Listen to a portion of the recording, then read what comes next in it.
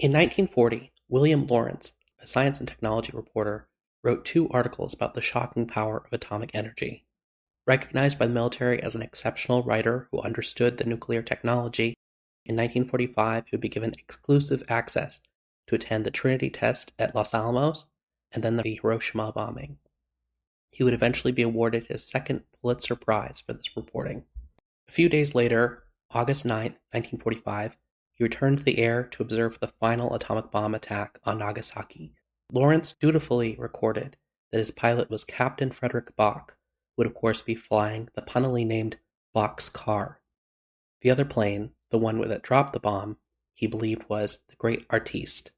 We reached Yakushima at 9:12, and there, about 4,000 feet ahead of us, was the Great Artiste, with its precious load. There she goes, someone said.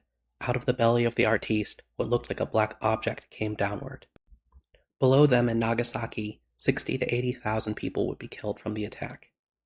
The crews returned to Tinian and took a photo 2 days later. You can see that the planes did not have distinctive names painted on.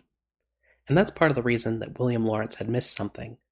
Shortly before their flight, the Air Force had found that they had working equipment in Bockscar to drop the bomb, and instruments to monitor the explosion were still in the Great Artiste from the Hiroshima mission, so they swapped their usual crews. Here's an explanation that Charles Sweeney's son, Colonel Joseph Sweeney, gave in 2015. Fred Block, rather than have all the instruments taken out of my father's plane, the Great Artiste, and have the guys work through the night, he said, just put the bomb in Freddie's plane and Freddie can fly my plane. That's why my father flew Bockscar on that mission. Later reports say that it was common for planes to change their crews, and that the mission had been rushed, with less time than expected to switch instruments over to the other plane. Bockscar, the plane which had actually dropped the bomb, was shipped to Davis-Monthan Air Force Base outside of Tucson, Arizona.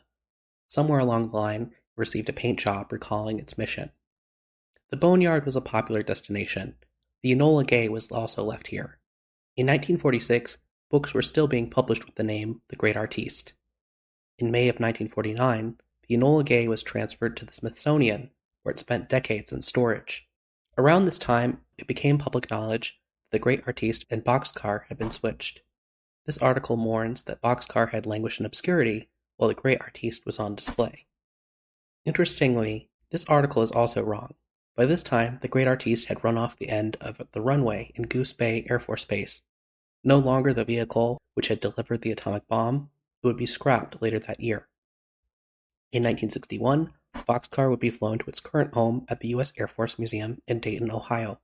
In 1977, another B-29 was restored to look like the Great Artiste. It was on display at Pease Air Force Base in New Hampshire, and then in 1991 was moved to Whiteman in Missouri. I'm recording videos about science and history topics on the channel. I'm trying to do it every week, so this one's a little short. I hope that you like and subscribe. Thanks for watching.